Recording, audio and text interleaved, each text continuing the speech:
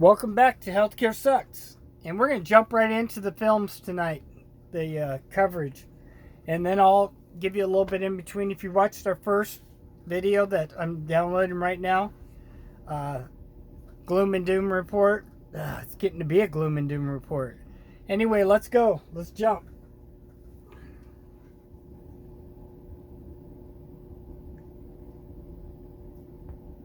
Again, Mark Lone with the very latest there for us in the city of Bologna. Well, stock markets around the world have fallen sharply during the day, with share values marking the worst day since the financial crisis of 2008. Trading was briefly suspended in the United States because of the turbulence there. It followed a drop in oil and universities for 2 weeks. One expert told me she thought the UK's response, without any such bans or closures, was well judged so far, but the European figures could be a sign of troubled times ahead. These are countries that we would anticipate as being able to contain a virus like this, or at least this kind of spread of infection. So it is concerning that they've struggled to do it, and I think it suggests that once there is the development of ongoing person-to-person transmission within a country, it becomes much harder to stem the tide of this infection. Off the Californian coast, a cruise ship carrying some people who've tested positive for the virus headed for port. The mood of more than 140 British passengers and crew was much improved. They've been told they'll be tested, and if there are no symptoms, will be allowed to board a special flight set to get them back to the UK on Wednesday. Hugh Pym, BBC News. Well, a number of major sporting events have now been postponed because of the virus. France has called off its Six Nations rugby match against Ireland in Paris, and Italy has postponed its game against England in Rome. But most sporting events here in the UK are still going on for now, including one of the highlights of the racing calendar, the Cheltenham Festival, which starts tomorrow. Let's join our sports editor, Dan Rowan, who's there for us. And Dan, what's the latest thinking there? Well, Hugh, 60,000 race fans are expected to come through these gates for the first day of the festival tomorrow, and as many as almost 250,000 across the next 4 days. Cheltenham is on, and that's because the government has made clear today that according to their medical advice, there's still no reason why large-scale sports events should be closed or cancelled. But of course, elsewhere, sport is being badly affected. In the US, a major tennis tournament was cancelled overnight, the third Six Nations match of this season's. More neglect and idiocy, guys. It's all about they're not gonna. The rich ain't gonna know what they're panicking, guys. The 1% is in full panic mode. That's why the stock market's doing what it's doing. They are gonna lose their butts on this one, you know. And I feel again for the common people that, you know, our stuff, your pensions and your things were gambled. I mean, out there. Let's hope to God it doesn't turn into another Enron. I mean, but things like this sporting event, the reason they're not canceling it, guys, is because it's money. It's going to be bad. This is the kind of crap that's going to turn it into 12 monkeys. Yeah. Let's see what else is up today. Tournament was today postponed, and across Italy, all sport has been suspended this evening. And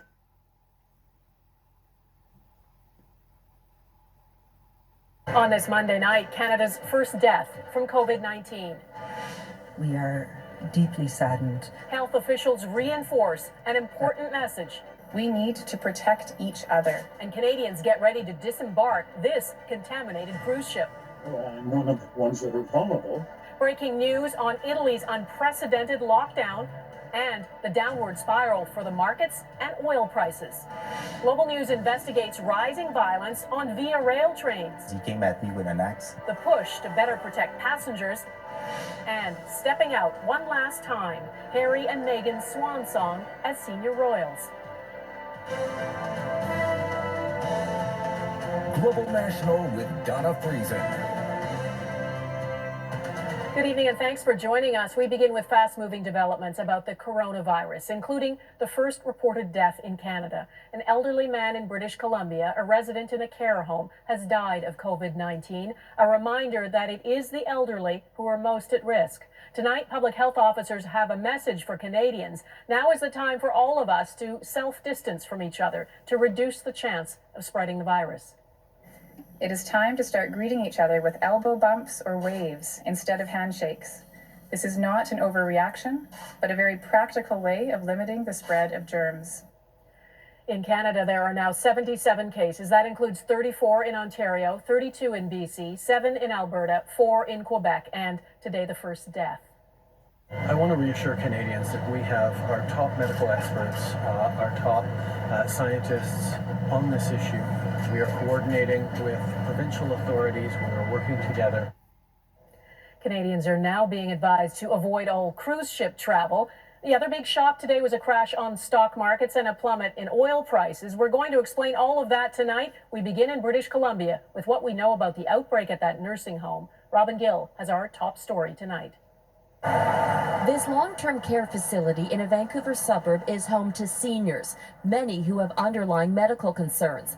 Then the new coronavirus somehow crept in and took the life of one man. This is obviously a very sad day for all of us, but especially, of course, for the family and loved ones of the man who passed away. Another resident has tested positive. A healthcare worker got sick from working here, and there are more potential cases of COVID-19 in the care home. All of the healthcare workers are being questioned about where else they've been, because as part of the job... You know, I called it out in my last video. If you're one of my new viewers, welcome to Healthcare Sucks. We use the Fair Use Act so we can share stuff with you guys to make you aware and hopefully protect us and get prepared for what is already here. It's not coming, guys. It's here. There's no use saying coming, because it's here. Okay? Agenda 21. Go look it up. One more time. Event 201. They just did it with our wonderful Bill Gates guy who talked about the way to cure overpopulation is to basically kill off 1/3 of the world. Yeah, there's films on that, guys. You can go check it out. It's out there. One World Bank gambling with the bonds, the virus bonds.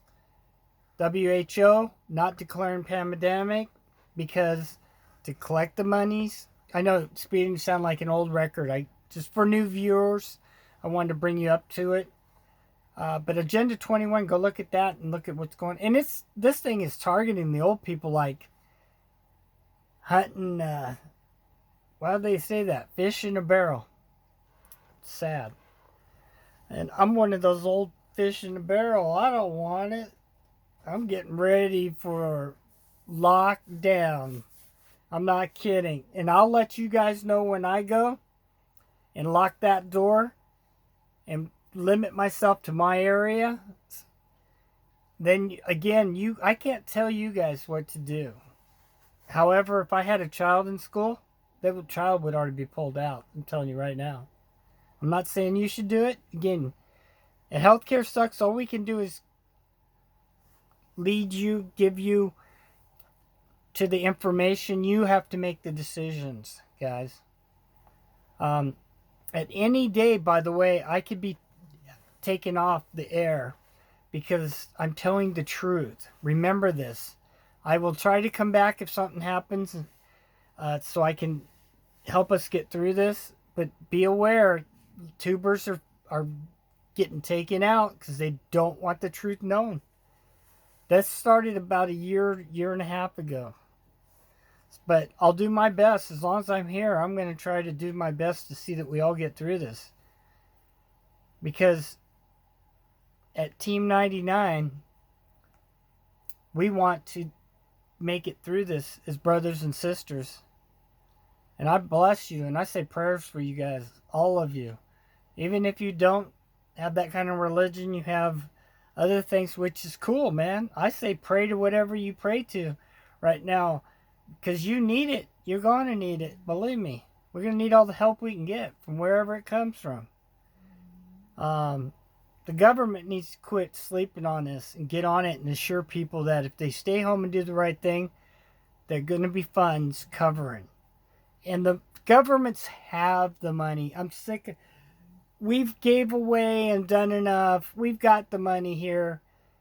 I mean, and heaven forbid war situation breaks out officially, and we've got that covered. We don't need to feed that fat pig, the war pig, right now. We need to take care of the American citizens, assure them that they're taken care of if they do stay home. It's just the way it needs to happen, guys. I don't know how much clearer. I hope the president is listening to this. Give me a call, Mr. T. We'll have a little chat. It'll be like Super Apprentice, the COVID WUHAN 19 edition. And I guarantee you, I'll make the cut. Because I'm going to tell you straight out how to deal with this thing. Get your pen out. Start writing. 8.3 billion is going to the states and the research.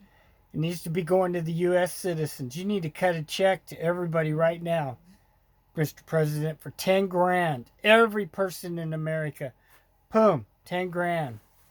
Anybody that's makes under $100,000, boom, 10 grand right now. You get it out there. Get a little card going. You get it in the mail. You get it to us. Because you know what? We're the ones that backed you.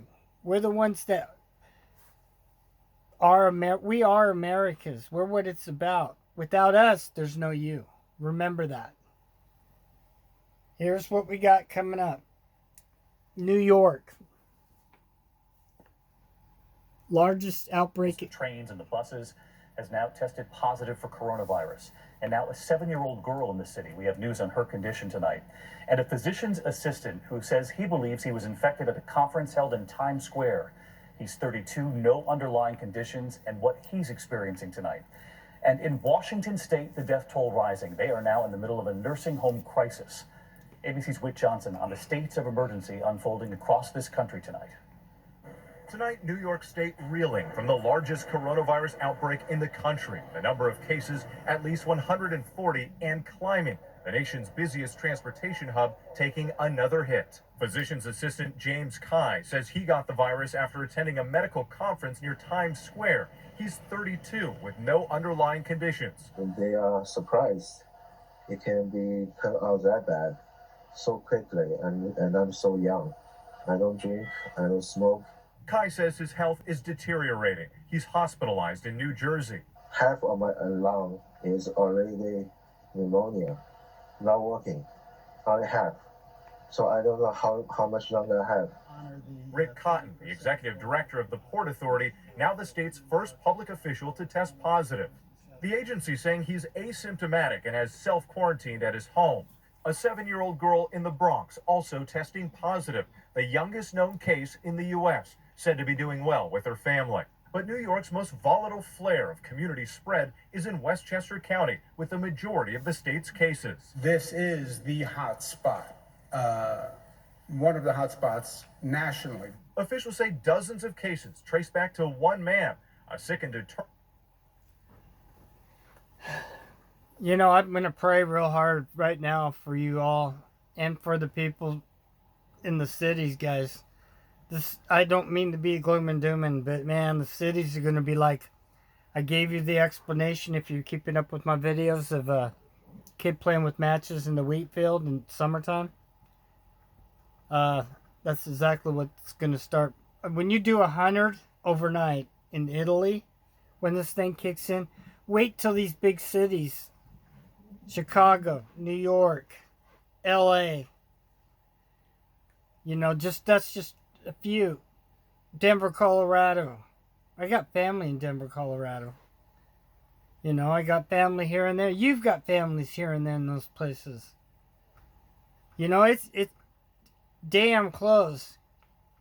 So if you got a cabin, pack things up and go.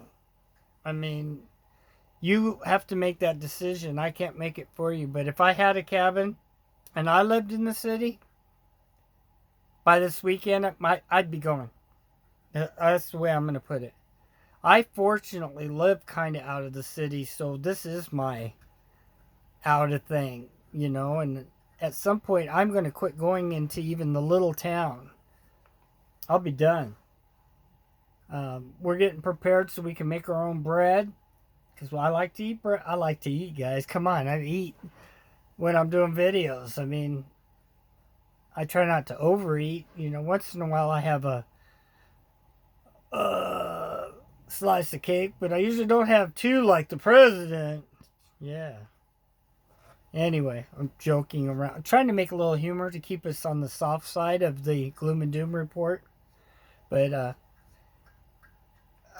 if you doubt anything I've been telling you guys, go back and watch my videos back, and then look where we're at. Go back and look for references. Go out there and do your own research, guys, if you have the time.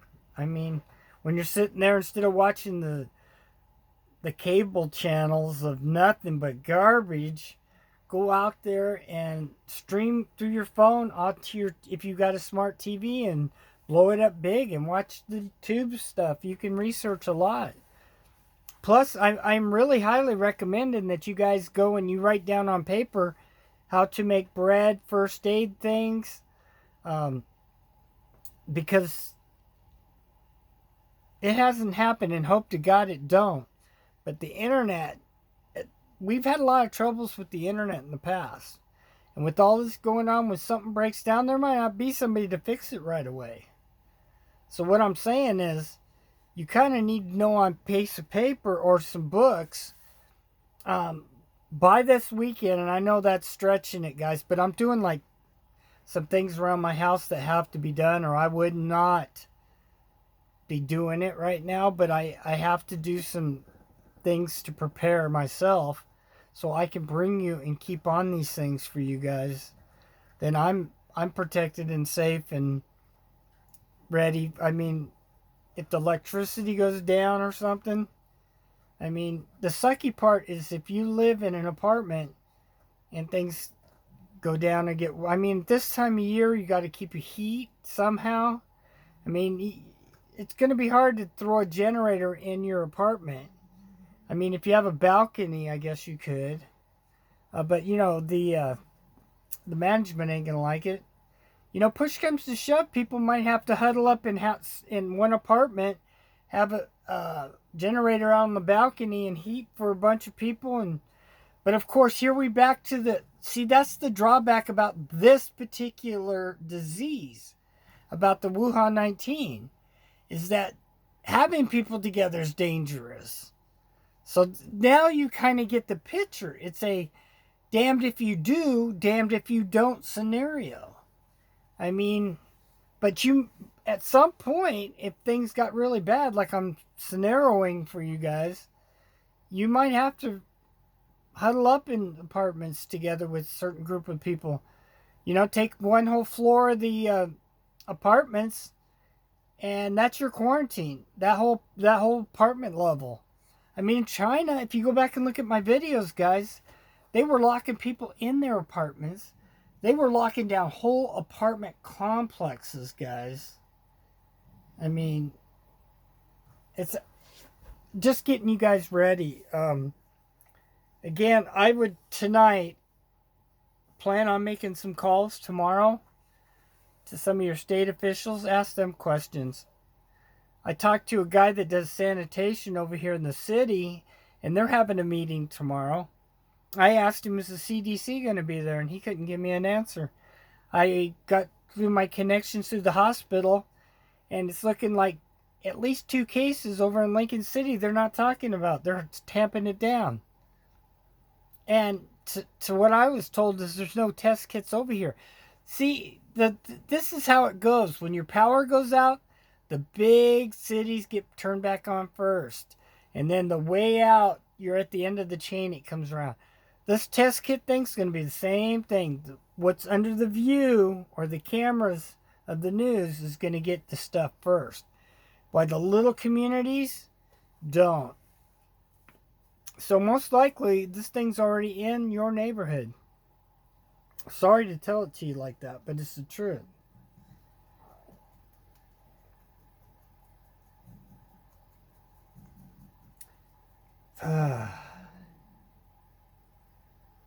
So much of it, guys, out there right now. So much of it. I'm going to get us something to check out here real quick.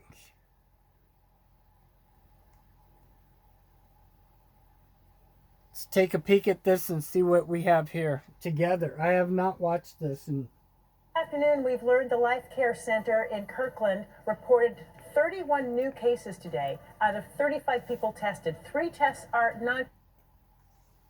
Did you hear that? That's our Kirkland family. They're the ones we've been watching, the ones that are sick. 31 out of 35 have it.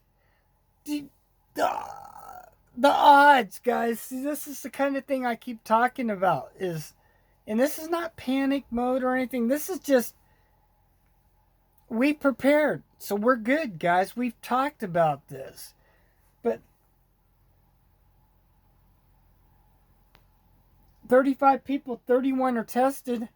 How many deaths out of that 31 are we going to look at, guys? And these are the ones that it targets, this Wuhan monster. Conclusive. One person tested negative. Thanks for joining us. I'm Joyce Taylor. And I'm Mark Wright. Good evening. So let's get right to it. King 5's Vanessa Mashani is live in Kirkland tonight to explain these new numbers from today. Vanessa, good evening. Good evening, Mark. Joyce, that's right. Today we have learned that dozens more residents at Life Care facility in Kirkland have tested positive for coronavirus. But right now we're standing half a mile away in front of the gardens at Juanita Bay because we also learned today that this senior living community has had its first case of coronavirus. But first, let's talk about Life Care Center. So a spokesperson announced that every resident has been tested and they got 35 test results back. So far, there have been, again, 31 confirmed cases, 1 negative and 3 non-conclusive. They're still waiting on results of 20 more residents. Again, these are the residents that are still inside that facility. The staff, including the 65 who have shown symptoms, they have not been tested. But just a 3-minute drive away, however, the Gardens at Juanita Bay Assisted Living Home had their first presumptive positive COVID-19 case. Julie Schuler's 94-year-old mother lives there and got an email about it today. They're taking steps like taking their meals to their to their own apartments. They're using language like restricting visitors, urging residents to remain in their apartments. But how tight is that? So you're concerned about the measures that they have in place right now? Mm-hmm. And that, my family and I, we feel that it should have been stronger from the beginning. In a statement, Transforming Age, that's the company that owns the Gardens at Juanita Bay, says that they have been taking extreme precautions and that they're trying to limit residents' exposure. And the company is working right now with the CDC, the county, and the state. So the patient from the Gardens at Juanita Bay here, they were taken to the VA hospital on Friday, and they are right now in stable condition. Now, as for those 31 positive residents at the Life Care Center facility right now, they will remain at Life Care Center unless they show acute symptoms. Then would they be transported to the hospital? Live in Kirkland tonight, Vanessa Mashania, King 5 News. Vanessa, thank you. There is a new confirmed case of coronavirus at another nursing home here in Washington. The Snohomish Health District is investigating the presumptive positive test at the Josephine Caring Community Center in Stanwood. The patient is a woman. She's in her 70s. The same building also houses an early learning and child care center. Staff members are checking on residents every few hours, and that child care center is being kept separate from the long-term care facility. Still in Snohomish County tonight, we've learned the Snohomish School District will close all schools tomorrow. This after the Snohomish Health District confirmed an employee who works in the Transportation Department office has tested positive for coronavirus. And in Tacoma, 4 schools are closed. The district plans to close Sheridan and Lowell elementary schools tomorrow through Friday. Wilson High School will close for tomorrow only, and the closure for Lyon has been extended through Thursday, so Lyon will reopen on Friday after a presumptive positive coronavirus test at that school. Joint Base Lewis McCord says that a spouse of a JBLM service member has tested positive. The couple is now quarantined in their off-base home. JBLM says it is taking additional steps to protect service members, families, and others. Gate guards will wear gloves. There's no touch ID scanning right now. So we have seen the empty shelves at grocery stores, but how about at food banks? King 5's Tony Black is live in Seattle tonight. So, Tony, how are their supplies right now? In regards to food supplies at Northwest Harvest, they say they are where they should be right now, but they're looking for more donations as far as sanitation materials. But right now, they say their focus is being available and supporting the community through this coronavirus outbreak. At Northwest Harvest's Community Market in Soto, it is a busy Monday. Now is not the time to panic, it's the time to prepare. Thomas Reynolds is the CEO for Northwest Harvest. He says one of the things they're doing to help is keep families fed that are impacted by school districts closing, like North Shore. You have low-income families that are losing their main access point for kids to eat. So we're working with local partners to make sure those families don't experience a gap that they can't cover. Reynolds says they're taking additional precautions at the market to help minimize the risk of exposure, but are still in need of sanitation supplies. Especially hand sanitizers. We want to make sure that people who experience hunger and experience low income have the same types of things that other people in society are buying for themselves. The community market is open 3 days a week, but Reynolds said they're working with the community to make sure they get what they need. And one thing we're noticing is that the volume of shoppers is actually down a little bit. So we're anticipating that the amount that they're taking home is a little bit higher. People want to reduce the number of visits, so we're helping people take a little bit more. Now, in addition to helping out the North Shore School District, Reynolds also tells me they helped out the Colville School District over in Eastern Washington to help some of their families get some of the food as well. If you have any interest in supplying some donations that he mentioned in the store, you can reach out to Northwest Harvest through their website. For now, here in Seattle, I'm Tony Black, King 5 News. And then we're going to call this part 2, guys. We're just going to continue and rock and roll some videos out tonight. And I'm sure when I get up early, I have that, sleeping problem, guys. So when I get up early about the 2, 3, 4 o'clock, unless I get some sleep for once, would be nice. I'll be, and don't worry about me. It's just part of when you have chronic illnesses and you're sick and you have to deal with stuff anyway, guys. You learn to push through it. That's who I am. And because you're watching, you're giving me the strength, and your prayers are like coming to me like da, da, da, like spinach. I'm like Popeye, man, thanks to you guys. That's right, we got Popeye the Sailor here on duty. See that smile? That's for you and you and you and you. Thank you. In all reality though, we're going to go on to the next video. Again, please write down some things. Please make some calls if you're able. Don't feel shy, man. These people, the government, they work for us. They need to learn their place. And I'm here to help you teach them. And Mr. T, if you're watching this one last time, I really am urging you to send the low-income families and anybody under 100 grand a $10,000 card with monies on it. It's a drop in the bucket. Let's take a few million, separate it out, and give it to the people, guys. Come on.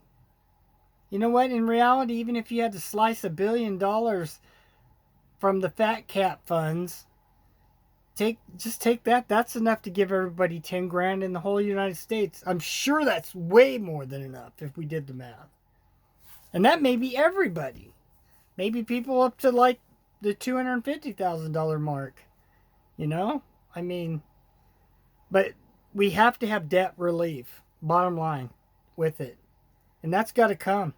And the market's going to just have to suck it up. The banks are going to have to suck it up.